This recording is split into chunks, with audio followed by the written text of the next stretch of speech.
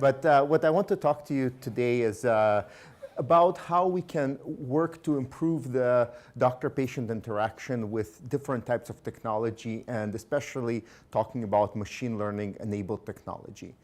And there is obviously, you here at Vector, you're all very well aware about the excitement about machine learning and AI broadly in health. That excitement is to some extent tempered when you try to actually implement some of your machine learning methodology on medical data. And a lot of it, the reason that it happens is that when you get a medical data set, is it not working? Sorry. It looks something like this. Clinicians will tell you that they're collecting a lot of data. And they, to some extent, are. They're collecting data. But then the data, when you can get access to it, is going to be extremely disorganized, messy, lots of things like abbreviations that are unclear, typos, misspellings, data that's located in the wrong place, not where you would expect.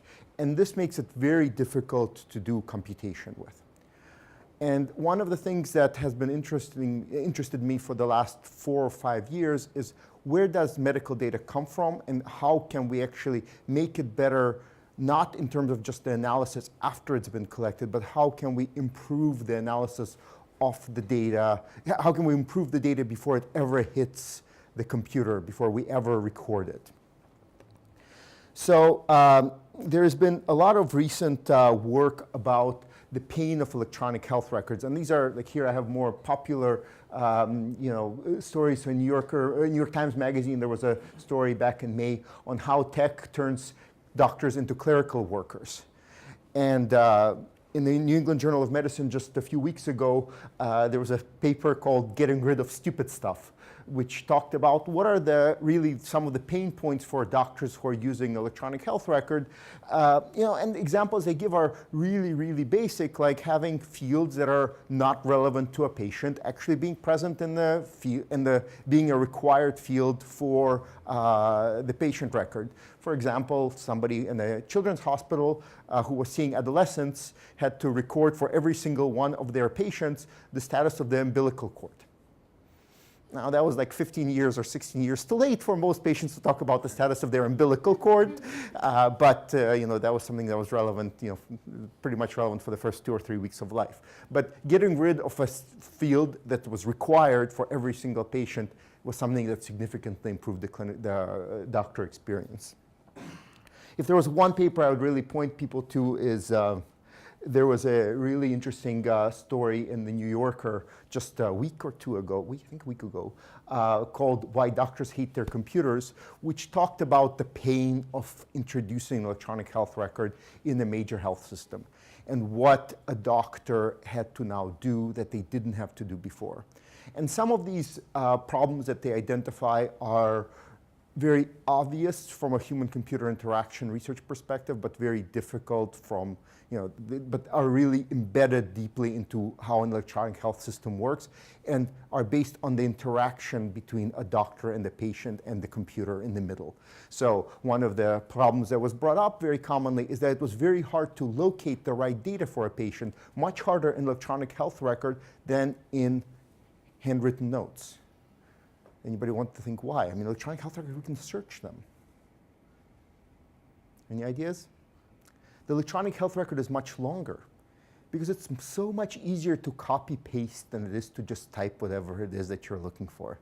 This is true for all of you who have ever had to write papers or grants.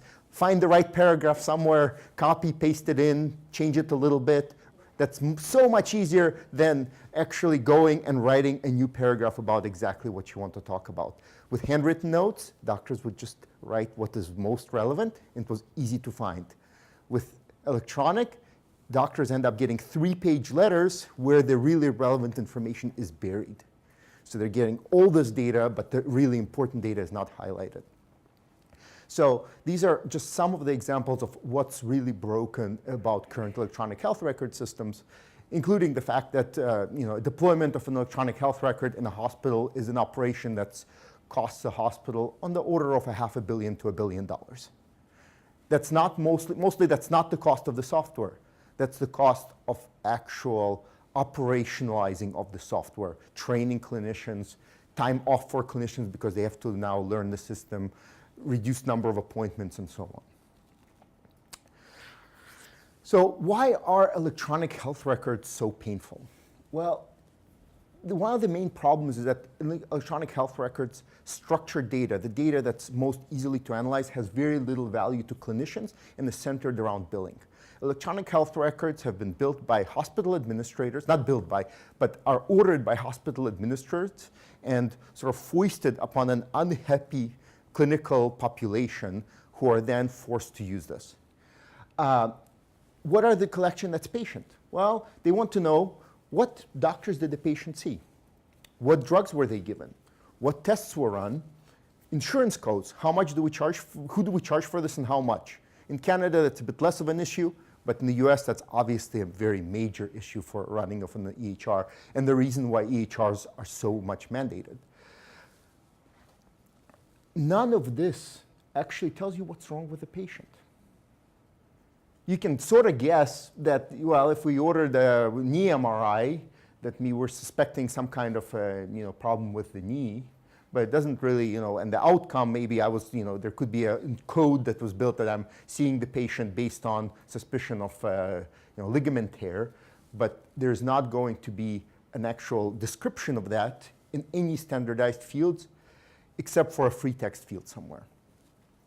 So doctors really see EHRs as a necessary evil and utilize it to the minimal extent possible. In the same New Yorker article, there was a vignette about a doctor who basically said, all of these internal messages I get via the system, I look at the patient name. If I'm worried about the patient, I read it. If I'm not worried about the patient, I just delete it without opening it. So, although I think that's a very reasonable approach to email, I was hoping that in electronic health record system, they would take it a little bit more seriously. And another vignette about this is where do doctors actually spend the time? So, out of the time spent in clinic, about 27% is only spent directly interacting with patients. And this, by the way, includes the time spent with the patient while typing inside an EHR. The other 73% of clinical time goes into things like 38% into EHR documentation and review of your clinical notes. That by itself is more than the time you spent with the patient. You spend more time documenting than you actually spend talking. About 20% on billing, some reviews of tests, and clinical planning and logistics. And on average, doctors also report extensive amount of time documenting in the evening once they go home. So this significantly impacts their happiness with their jobs. When an EHR gets enrolled in a hospital, there's usually an expected 10 to 15% clinical attrition rate. That's a significant amount of mostly senior clinicians with a lot of experience who are going to just go away. And one of the issues I argue is that the problem is that the patient-centered care that we're developing right now, it both overutilizes and underutilizes technology at the same time. So one of the problems with computers is computer and not the patient gets the most attention. If something goes wrong on the computer, you're all of a sudden, the attention of the doctor goes onto the computer and they start ignoring the patient. The clinical notes that they build are messy and sporadic. It's basically somebody typing away while trying to talk to you at the same time. Some of the data they can capture well, especially if they type well. Some of the more senior clinicians, that's a big issue, they can't. And really, what technology is obtrusive, it gets in the way of the interaction. It should be unobtrusive, but available. So there's really a strong need for better technology to improve the quality of captured data and to improve both the patient and the clinician experience, make it something that the clinician feels comfortable with. And this is something that's a problem that's been sort of, we've been interested in for a few years. And in the past, couple of years, we've been building a system called Phenopad. And the way I view Phenopad, it's a new way of taking notes for clinical genetics. And clinical genetics is one field of medicine. And you may ask, why did I pick clinical genetics? Well, I have colleagues in clinical genetics who I know very well. And that was sort of my area that I wanted to concentrate on because I felt I could get in as quickly as possible. And the other is that you really can't build software for all of medicine. Building software for medicine is sort of like building software for helping people with homework. If you try to do that, it looks like Microsoft Word. If you want to build, the first question should be homework in what subject? And if it's French homework, you want parallel translation. And if it's math homework, you want symbolic computation and other kinds of computation. If it's computer science homework, you want an embedded interpreter or compiler to help and something that highlights syntax. So all of these are different types of software, and same thing in medicine. You need to really pick an area and work on going really deep inside that area and trying to fit your software to the clinical workflow, because clinical workflows differ quite a bit. So the PhenoPad project has been led by Jishwan, who is here at Vector, and is my graduate student co-advised by Frank. And really, I started this question when we started developing PhenoPad. We wanted to go back and ask the clinicians, so what do you want to use, paper or computer? And that sounds like a stupid question. Of course you want to use a computer, but actually the answer is not so simple. There are some big advantages for both. For paper, there are significant advantages in that it's really an intuitive and familiar workflow to a clinician. They know what to do with it. They know what to expect with it. You can draw a drawing really quickly. You can use shorthand, and it's also cheap. If it doesn't break, if your pen breaks, you throw it in the garbage, you grab a new one and continue. So these are all the pluses. There are also significant minuses. There's missing information. You need extra time to then transfer into an AHR system if that's what you're using to communicate with other clinicians. It's inconvenient to take a photo, and it's impossible to do any kind of computation on the data as you go. So for a computer, there are also some advantages. Typing is faster than handwriting if you're good at it, so that's one plus. It's easier to search the data, and it's more structured right away, and it's easier to share. But there are also significant disadvantages. There's missing information because something wasn't typed. It can be slow and distracting. So clinicians have to go and navigate to the right window to enter the right data type, or go to a different location of the chart in order to find some information that they need during the course of an exam. It can significantly impede patient interaction if you're not doing it well. And it's still inconvenient to take photos or record videos with a system like a desktop computer. And really, so this is where I'm going to go back to before, and then I were 6. When we thought about what we would like something is we went back in time to 1945, and this paper by Vannevar Bush called As We May Think. So I don't know how many of you are familiar with this, but this is the Vannevar Bush conceptualized something called a MEMEX, which is a mechanized device that stores all information that you've ever seen or sort of have interacted with, so that it's easily available for you to be recalled. And it's interesting how he visualized what the MEMEX would look like in 1945. So he thought it would look like a GoPro camera and a tablet. So this is, in 1945, what Vannevar Bush thought that the way you would capture information, you have a camera that just captures what you're seeing, and I guess hearing as well. That's not explicit. And then you have a tablet in which you can easily jot down notes that also become accessible to you, and information can be reloaded on the tablet for consumption. So in PhenoPad, we sort of took some of the same ideas. We built a system that connects 3 different sides. There's a server side, which is it's a kids, which is actually doing analysis of all of the data that's being captured on the desktop tablet. It's actually, we're using a Surface, so you can disconnect it. I can't disconnect it because if I disconnect it, I lose connection to the video. But otherwise, you would be having just a tablet in your hand. And this part I'm not going to show, but there is actually a Raspberry Pi as well that allows you for capturing of video and directional speech in addition to what can be captured on the Surface by itself.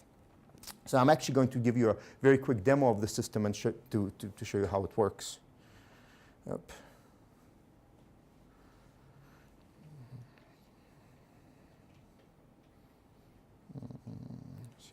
I can never find anything once I'm in tablet mode. No, where's it? Sorry. Where'd it go? Where's PhenoPad?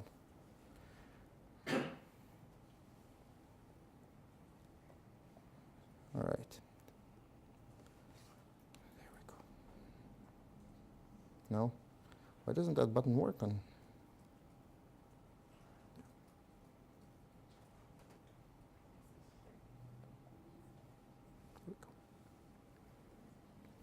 Here we go. So I can start by creating a new note. And I'll turn on my microphone connection. So do I not have Wi-Fi? Okay, yep. So the system is actually listening to me as I talk.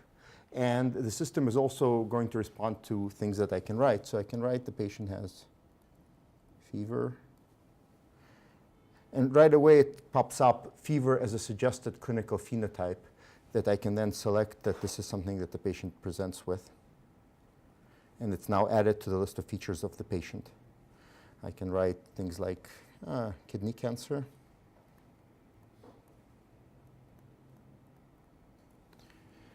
And you can see that the suggestion that pops up is actually not kidney cancer, it's renal neoplasm, which is the correct clinical term according to the terminology that I'm using here. Kidney cancer is not the standard term. Interestingly, I can write something like just CA. And it'll say, oh, do you mean cardiac arrest? So it can take an abbreviation and expand it, or it can say, I can write, oh, sorry.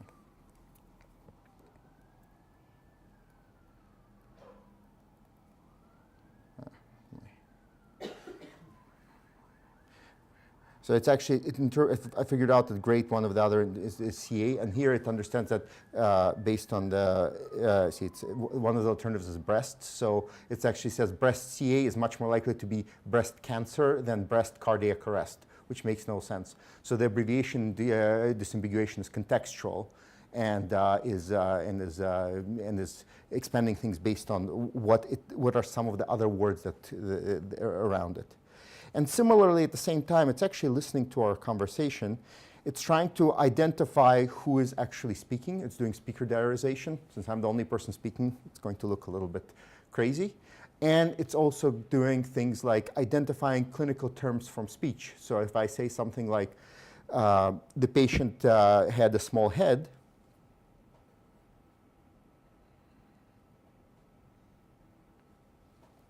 and wait for it to, it's not going to catch up.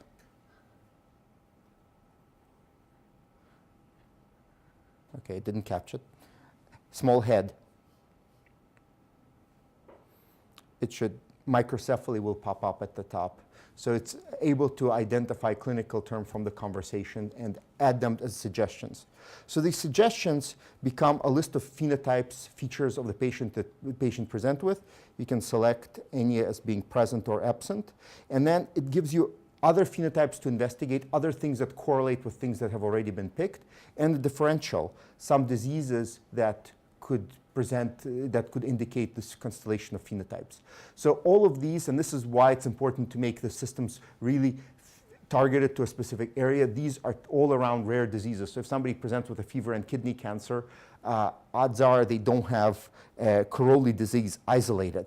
They probably have, a fever because of some viral infection and kidney cancer separately. But if they're being seen by a genetics clinic, that has presumably been already ruled out, and they're actually looking for a genetic reason for this, and they would be looking at much more rare diseases. Yeah? If you click on breast cancer, does it go back to the exact area where you were talking about? So that does not do that yet, but that's certainly on the list of things to do. One of the things that does do is you can actually go back to the speech processing menu, and I'm not sure, it seems to have moved around. But you can actually, once you turn it off, once you turn the audio off, you can go back to any component of what was recorded and play the audio just in case you're not sure about what was actually said. So this is some of the features of Phenopath. There are many others. There's things like I can draw a box and insert a drawing or take a picture with the tablet, and it makes it very easy to take additional information during the clinical workflow. But really what I want to do now is tell you a bit more about how these things actually work on the back end. How did we end up building this? Because this is a machine learning audience. I think you'd be interested not just about the application, but also about the methods. So if I now figure out how to use this computer again.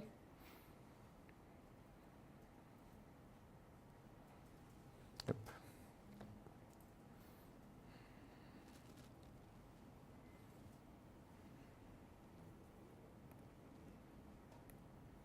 So, this uses a lot of technologies from the broader field of AI. So you saw things from handwriting recognition, speech recognition, speaker diarization, natural language processing, and clinical decision support. So for handwriting recognition, we're actually using, for the raw recognition, we're using the custom, the basic Microsoft APIs, but we're actually tailoring the language model to clinical terminology so that when it sees the word that the second or third option is actually something that's much more likely to appear in the clinic note, we're adapting that. For speech recognition, we've taken Caldi, and we have trained it on a medical corpus and a conversational corpus and sort of fused them together so that we can capture things for both that are medical terms and things that are a bit more conversational. There's really no great data set of clinical conversations that we could train on directly. For speaker diarization, natural language processing, I will talk about more later. And for clinical decision support, we're using more probabilistic algorithms, which sort of for each feature compute the likelihood that it was missed and do some very simple Bayesian kinds of analysis. So the first thing I will talk to you about in terms of the methodology side is speaker diarization. And this is also work from Jishwan with several collaborators here at Vector on speaker diarization with centroid-based deep learning metric. And this, what we're doing is based on a speaker embedding model where we're mapping utterances into a low dimensional space where distances reflect similarities between speakers. And there's a lot of prior work in this area. People are using I-vectors with PLDA classifiers. They're extracting features with various kinds of neural networks. And their most popular approaches nowadays are things like end-to-end approaches with simple distance metric based on triplet loss. And I'll talk more about that. And in this area, what we want to do is motivate our work by few-shot learning. So the idea is that when a patient walks into a room, we don't have an extensive training data set for what that patient's voice sounds like. We could get that for a clinician, but even the clinicians could change from time to time. There's multiple people in the room. There could be a resident who walks in. So it's important to be able to get information from a relatively small amount of training data. And that's why, because of the problem of unseen speakers. So what we're using is going to be prototypical network loss. It's a prototypical network developed by you guys here at Vector. It's state-of-the-art approach for few-shot image classification. And what we wanted to do is apply it to the area of speech diarization. So again, prototypical network loss versus triplet loss. In triplet loss, so in both cases, we're looking at short segments of speech sampled from different speakers. In the case of prototypical network loss, when we have some amount of data from a speaker, we actually build a prototype that is some representation of all of these and look at the distances between the prototypes in order to optimize the neural network. In triplet loss, we're actually just sampling from all sets of triplets. We pick a pair that's in the same site and a pair that's in different sets and do this over and over again until the method converges. So in the speech sequence embedding model, we take the MFCC coefficients from the speech, feed it through an LSTM, and then into a neural network we use two separate distances, cosine or Euclidean distance for the triplet loss, and I think, if I remember correctly, just the cosine for the prototypical network loss. So in the triplet loss model, again, we pick these positive pairs. There's an anchor from a speaker. We pick one other speech segment from the same speaker and one speech segment from a different speaker. Look at the difference between positive pairs and negative pairs, and then use this to guide the system to identify speakers who are the same. And this is one batch. There can be many batches. You keep on sampling triplets, and there can be obviously a lot of triplets that can be sampled and this is a relatively slow process, and there are different heuristics in how you can sample triplets in order to help improve your performance. If you keep on sampling triplets where if you keep on sampling triplets where the negative example is really far away from the anchor, it becomes it doesn't add anything to your objective function, so you end up just wasting time. In the PNL model, you have a support set and a query set, and we build these prototypes, and then for a query element, we compare it directly to the prototypes built across the speakers, for one batch. And we test this on two data sets, VCTK and Voxelab. So Voxelab is the more complicated data set. There's a lot more noise, a lot of overlapping speakers. VCTK is a cleaner data set where speech is cleaner. So we have, for a test, we have number of speakers whom we're testing on, the number of segments that are available to us for support, and the number of segments that are query segments for the same speaker. And the triplet loss performs consistently worse than prototypical network loss. It's interesting, PNL really performs pretty well for any amount of support windows. And each window is about 2 seconds long. So starting at the 3 of these windows to 10 of these windows, the performance is actually quite good across all of these. And in all the cases, it's better than triplet loss. This regardless of whether you're using naive way of picking triplets, or you pick semi-hard triplets, or whether you use Euclidean or cosine distance.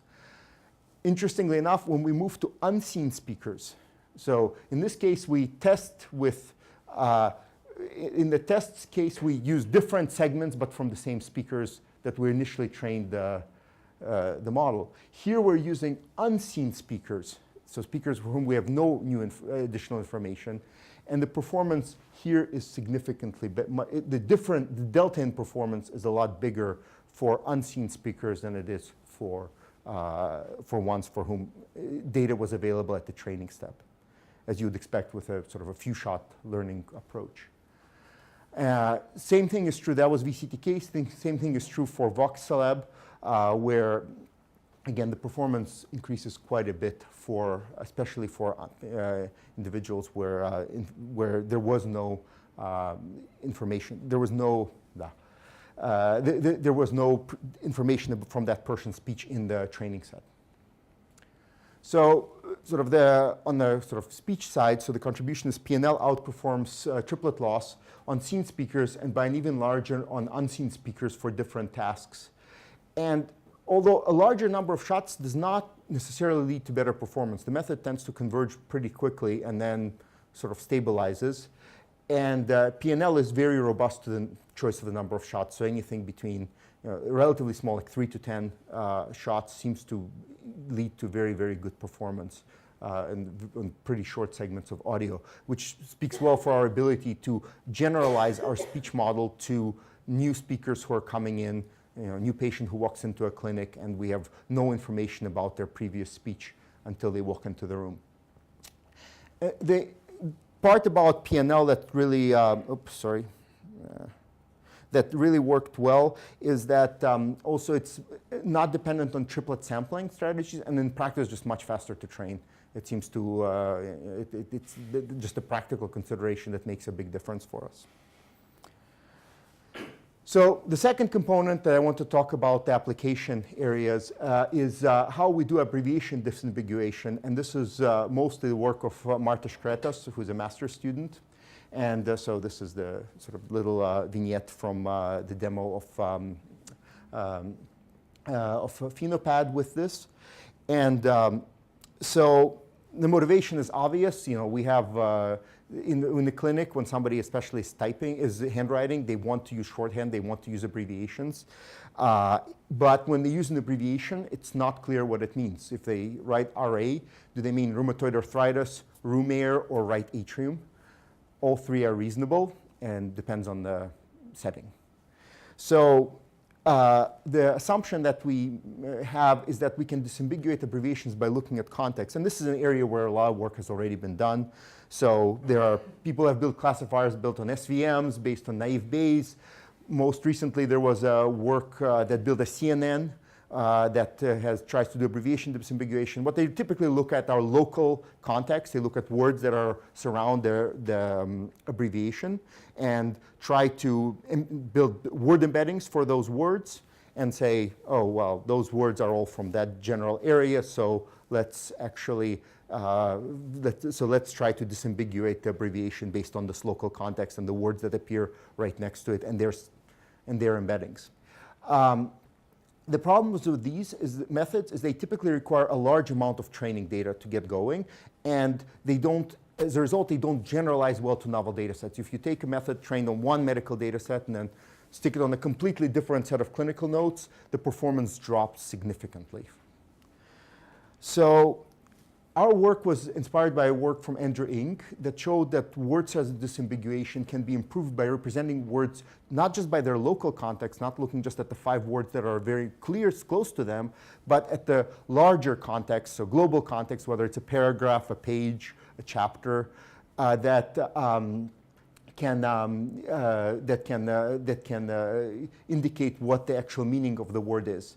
So the local windows are words that are directly surrounding, similar to a lot of the previous work. The global context can help identify the relevant domain. So what we look at are the words with the highest IDF weights in the document. But the example is the easy one that CA is much more likely to expand to cancer and not cardiac arrest if the rest of the document contains words such as tumor, benign, or chemotherapy. I mean, even if you knew that an oncologist was writing the note, you would be able to say CA is much more likely to mean cancer and not cardiac arrest. Oncologists don't usually deal with cardiac arrest.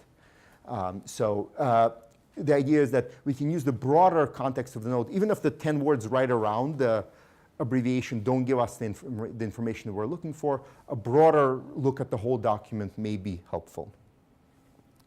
So the model is very much based on Andrew Ng's work. So the idea is that we have the local context of the abbreviation, so in this case RT, and we can look at words before and after, look at the word embeddings of those words, basically average those embeddings.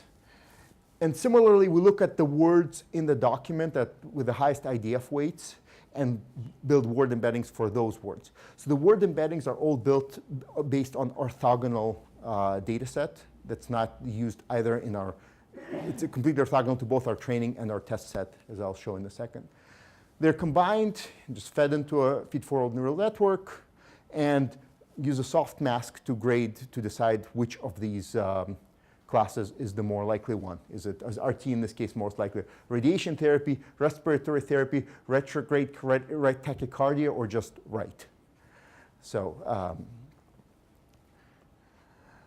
the data sets we use, so for a lot of the testing, we use the CASI data set, which we use for training and cross-validation testing, where there are 75 abbreviations with about 500 samples for each abbreviation. And we trained and test only on 50 of them to compare with previous work. That's what the data set that a lot of the previous work has done. We use the larger MIMIC2 data set to actually train all the word embeddings and IDF scores.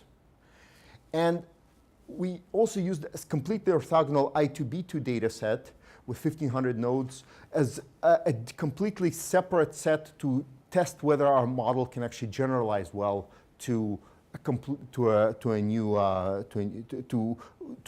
document set that has very different biases. So first thing what we did is looking at a little bit at the size of the local context window, and it turns out that using relatively small context, 2 words on each side or 5 words on each side seems to give the best performance for this. After the words, the performance seems to drop a little bit, possibly because the word vector is just so far out, give you little additional information, but just the system starts to overfit to some extent. Interestingly, local plus global scores give you better performance than just local scores alone. So global information is informative. You can actually see when we're looking at this, which is just the most likely, picking just the most likely abbreviation, we get about 70% accuracy. If we add a global context and just and nothing else, we jump to right away to 95% accuracy. Comparison to other previous work, previous work I've tried things like naive Bayes, SVMs, and other methods, and they typically get to 93 to 95%. We built our own SVM baseline because none of these methods are actually available for us to run. So this is a baseline which we could experiment with, and I'll show on previous slides, that got to 92.5%. Our best model was able to get to around 95% accuracy. 97% accuracy, so quite a bit better than any of these. The reason why we want the baseline is, the other thing we want to test with our model is how well it generalized to things like less training data and orthogonal data sets. So in this case, what we did is we subsampled our training data from the whole 9/10, because we're doing 10-fold cross-validation, down all the way to 1/10. And you can actually see that the baseline, which is the SVM, the performance drops quite a bit as you decrease the amount of training data, while both the local plus global and even the local neural network model actually performs quite a bit better. Similarly, this is what happened when we applied our method to a completely orthogonal data set that was not part of any IDF embedding or any of the word training. The performance stayed constant as we increased the amount of training data for the method that we developed. It also stayed more or less constant because now we're using an orthogonal data set, so there's not as much to learn, but it's much lower using SVM with just local features. So I guess the conclusion on this part is that abbreviation can be efficiently disambiguating using local and global context, and this hopefully will reduce the amount of training data that's actually required to train the model. And in terms of future work, really, right now we're looking at so in CASI there were 75 abbreviations and 50 of them which we actually tested on. And for them we have training data, 500 per each abbreviation. We're now looking at a dictionary of over 100,000 abbreviations from which we have 0 training data. So how can we actually now start trying to get at how to disambiguate these in the total absence of training data, when we actually have to go and do things like reverse substitution. If we can find the word actually present in full term, we can do reverse substitution and then create a data set. But those data sets actually are extremely biased because certain words never are written out. So if you imagine something like milligram, it will never ever appear in a clinical note fully written out. It will always be in the short form. So it's very difficult to create somewhat unbiased training sets via this reverse substitution. And the final part I want to talk about is named entity recognition with ontologies. And this is the fact that we can do things like, somebody says kidney cancer, it actually can map it to renal neoplasm. Kidney cancer is actually not one of the synonyms listed in the ontology for this term. This is something that the system is able to figure out on its own. So, obviously mining medical concept is very important, and there are many synonyms. There's a slide I like to show with all of the ways that the term congenital malformations are presented in clinic notes, and there's about 20 different ways that somebody could say a patient has congenital malformations. Not all of them are going to be in any list of synonyms. Rule-based methods is what people have been using in the past, and they really just don't generalize. This can be, we're hoping that this can be automated by machine learning. And we're actually, one of the things we feel important is that keeping the human in the loop. Yes, we're automating the capture, but then we're presenting this to the clinician for review and for correction in real time. So some of the challenges, we're working with something called the human phenotype ontology, and this is a clinical language which is used a lot in genetics, in genetic diseases and rare diseases. There are 12,000 terms in the HPO. So at the same time, most named entity recognition methods work on something like 10 different classes. We have 12,000. They don't scale in a natural way. We don't have labeled data set for the large majority of our concept. We have small amounts of labeled data for individual test cases, but we really have nothing to train something of this size on. And however, on the plus side, and this is what our method really relies on, we don't just have individual terms. We have an ontology that relates all of them. So a taxonomy that shows, well, these two terms are really similar, and that term is sort of a superset of these individual terms, and trying to understand what are the methods that what we're hoping is that we could use this to help improve how the ability to identify clinical terms. So the ontology we actually use is HPO, I mentioned, and it's structured very much like it's a directed acyclic graph. It has a top-level term called abnormality, and then it goes into subsets like eye disorders, neurologic disorders, skeletal malformations, and many others. There's about 30 or so top-level terms. And then it starts going more specific. So there's coloboma is a type of abnormal eye morphology, is a type of eye disease. Globe abnormality is also a type of abnormal eye morphology, and this gives you a relationship between all of the underlying concepts. The great thing about HPO, at one point while exploring the ontology, I found an area that was phenomenal for phenotyping my graduate students. So this is called abnormal behavior and includes things like apathy, disinhibition, irritability, and lack of insight and lack of motivation. So, for some over-friendliness here at the bottom, shyness.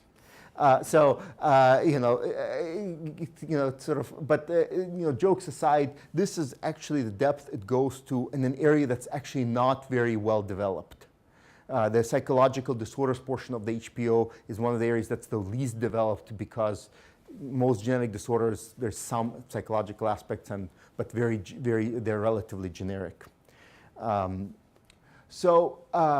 To identify terms within from an ontology, what we did is we combined phrase embeddings, so very standard, taking words, building word vectors, convolution, max pooling, and building a encoded representation of a phrase based on word embeddings of the individual words, with hierarchical concept embedding. And this is really similar to work of Vendrov et al. From Sanya Fidler. So the idea is that instead of directly learning the embedding of a concept, what we learn is the delta between the embedding of a concept and the embedding of its parent concept. And then we recompute, we are able to get the actual embedding of, of the child concept by adding things up as we go from root down to leaf. So the idea is, so here's an example where we have the human phenotype ontology, and we have, for example, the term retinal neoplasm. So retinal neoplasm is a cancer that is in the retina of your eye, and that has actually two parents. That has a parent called cancer, or neoplasm, and has a parent called retinal abnormality, which has a parent called eye abnormality, which has a parent called phenotypic abnormality, and which is where they converge. So what we do is we learn each of these terms.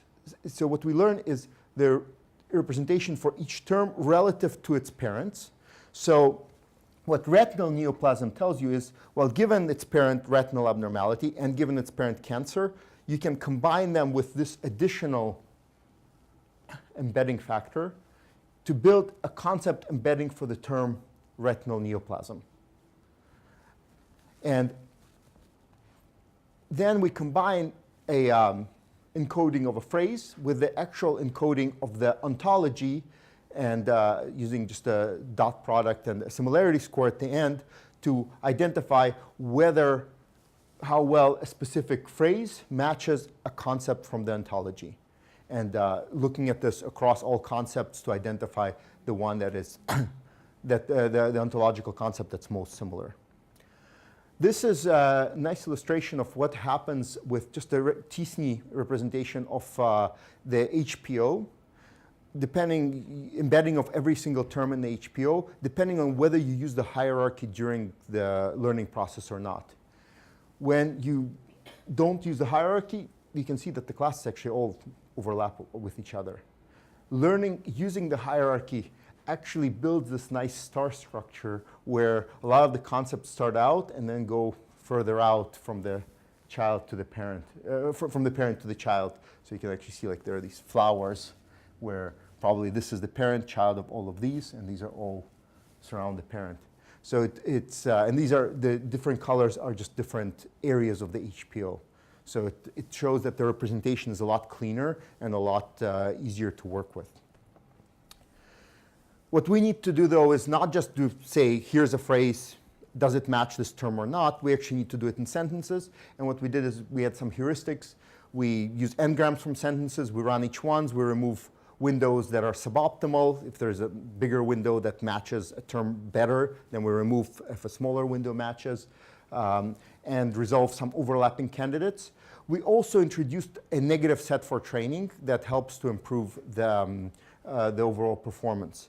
So the interesting part, so all of the embeddings are trained independent, there's no training, it's all unsupervised. The only supervised component is where we set the threshold for similarity. Does this match well enough or not for reporting an outcome?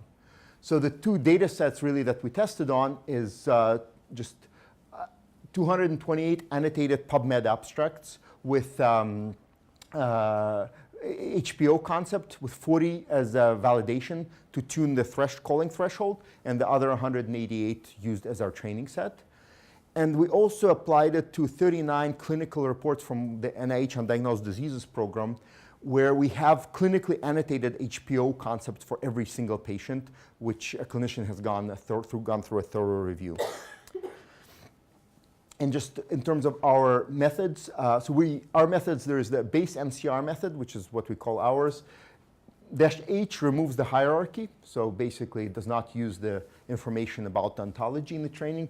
-N does not use negative examples, and HN doesn't use either one. So BioLark and CTAKES are two popular rules-based methods that people use for identification of terms that we compare with. So on PubMed abstracts, you can see there's actually a pretty big jump in terms of F measure compared to CTAKES, and a smaller one compared to BioLark. BioLark is really good and really well trained specifically for the HPO. It can do nothing but the HPO, but it does the HPO really well for rule-based method. You can see the performance drops significantly if you remove the hierarchy. That's, the hierarchy is something that really is helping us, the fact that we're using the hierarchy in the embedding. Similarly, on the UDP reports, the performance in terms of F measure for NCR outperforms the two previous rules-based method. One thing that we did that was interesting, we took 3 of these UDP cases, took all of the false positives reported by our method, and brought it back to the clinician who actually saw the patients and asked them to, what is actually happening with these terms? Why are they, why were they missed? Interestingly, the clinician decided that 44% of the false positives actually were good terms. They were terms that should have been in the medical record. In another 13%, he felt that, yeah, it's true, but, you're just making a slight difference in my, I annotated that the patient had, limb ataxia. You said that they have lower limb ataxia, but really it's not that important. I'm happy with my limb ataxia choice. It's not, it's slightly more specific, but it's not a big deal. 20% were mentioned actually as negations. So these were features that were not present in the patient. So the patient did not have this, or the patient did not have another feature. And only a quarter were actually like true false positives. So actually false positives that should not have been in the medical record. So this shows the ability of this system to actually collect features that were not present in the original clinical annotation. So in this part, we introduced a new method for ontology concept matching and propose a novel way of sharing information between concepts based on their taxonomy. And this is something that we're hoping could be used in other areas as well, not just in medicine. Very often you have some representation of some ontological relationship between the terms that you would like to keep in your high dimensional representation. So we're now working on using this for things like relationship extraction, figuring out which concepts relate to which other concept, drugs that relate to medications, or clinical tests that relate to features of the patient. All right, so with this, I'm going to pretty much finish with a couple of slides. So hopefully I've convinced you that AI-enabled note-taking is the way to go in the future, that this is going to be much better than the current way of actually typing away at the keyboard and looking at your screen whenever there's something critical to be found for your patient. So what we're hoping is that the technology can be used to really assist patient interaction rather than impede it. And you have the ability now to capture everything, notes, speech, video. So PhenoPad, we've gotten IRB approval to use it at Sick Kids. We can actually video record the full clinic visit. That's something that's completely allowed, as long as the patient consents, of course. But, and we've had zero luck with the patients agreeing, as long as we sort of specify right away that, look, this is purely clinic, this is staying within Sick Kids, this is not going to be on YouTube, but unlike my talk, apparently.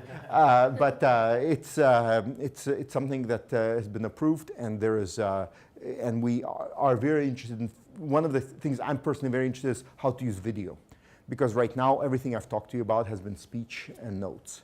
But there's a lot of capacity, I think, for having video, either head-mounted cameras or just an external camera recording the interaction and getting some information about that, especially in areas like movement disorders. Generate recordings that are easy to browse. We try to map concepts right away, and then when you have a concept, we want to be able to go back and identify, here's where it came from, this is why we identified that concept, and make it easy for a clinician to go back and identify the key data in their document rather than copy and paste a huge portion of a relevant text. Locate important information automatically, and present clinical decision supports on the fly. So I'm hoping that all of this can really lead us from going from an era of electronic health records to an era of electronic health systems. And the problem with electronic health records is the word records. They're built for recording information. They're not built for actually getting the information back and analyzing it and doing anything useful with it. I'm hoping that the electronic health system should be an active participant in the care of the patient. It's something that records the clinical data, helps the clinician navigate information, and structures data for computation, and is built with sharing in mind. So with that, Rich had perfect timing. I want to acknowledge the people who did all of this hard work. So the PhenoPad work has been spearheaded by Jishuan Wang, working with Jimbo Yang, Helen Lu, and Hao Qi Zhang. The disambiguation is Marta Shkreta's work with Ariane Jishwan helping her, and as well as Brittany Johnstone, who is a clinician at Sick Kids, who helps with the actually looking at the quality of the data. For the neural concept recognition, it's Ariane Arbabi's work with David Adams from the NIH helping with the clinical work, and Sanya Fidler giving a lot of advice around the area of concept embeddings. And finally, the speech recognition work is Jishwan's with Jackson Wang here at Vector and Mark Law, as well as Frank Ridgich. And finally, thank you for your attention.